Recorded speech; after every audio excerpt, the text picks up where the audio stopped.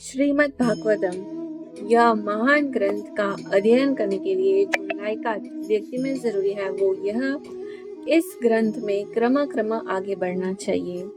किसी भी पुस्तक की तरह जैसे चाह वैसे आगे छलांग लगानी नहीं चाहिए। एक के बाद एक अध्याय का पाठ करना चाहिए। आगे के 9 स्कंद के अंत में वाचक भगवान की अनुभूति करता है और जो 10वां स्कंद है वह एकदम ही अनोखा है, जिसमें पूर्ण पुरुषोत्तम परमेश्वर श्री कृष्ण की दिव्य लीलाओं का प्रत्यक्ष वर्णन है। 9 स्कंदों को अच्छी तरह से पढ़ने के बाद ही वाचक 10वें स्कंद के प्रभाव को ग्रहण कर सकता है। टोटल 12 स्कंद है। हर एक स्कंद स्वतंत्र है, लेकिन वाचक को एक के बाद एक स्कंद पढ़ना यही उचित है। श्रीमद् भागवत व्यासदेव द्वारा रचाया वेदांत सूत्र पर का भाष्य है। यह उनके आध्यात्मिक गुरु नारद मुनि के मार्गदर्शन पर लिखा गया है।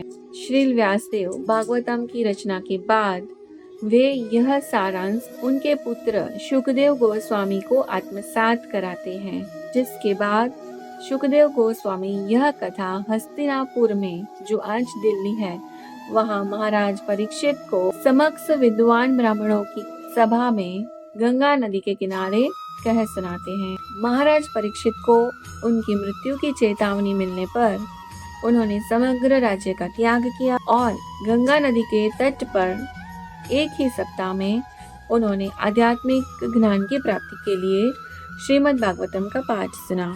यही कथा फिर से वहां उपस्थित एक सुत गोस्वामी ने ऋषियों की एक सभा में यह कथा फिर से सुनाई। सामान्य जन समुदाय के आध्यात्मिक कल्याण के लिए जब ऋषियों ने सुत गोस्वामी से वैदिक साहित्यों का निचोड़ पूछा, सुत गोस्वामी ने श्री सुखदेव गोस्वामी और महाराज परीक्षित के संवाद रूप में सुनी 18,000 श्लोक वाला संवाद भागवतम उनकी स्मृति के आधार पर कह सुनाई।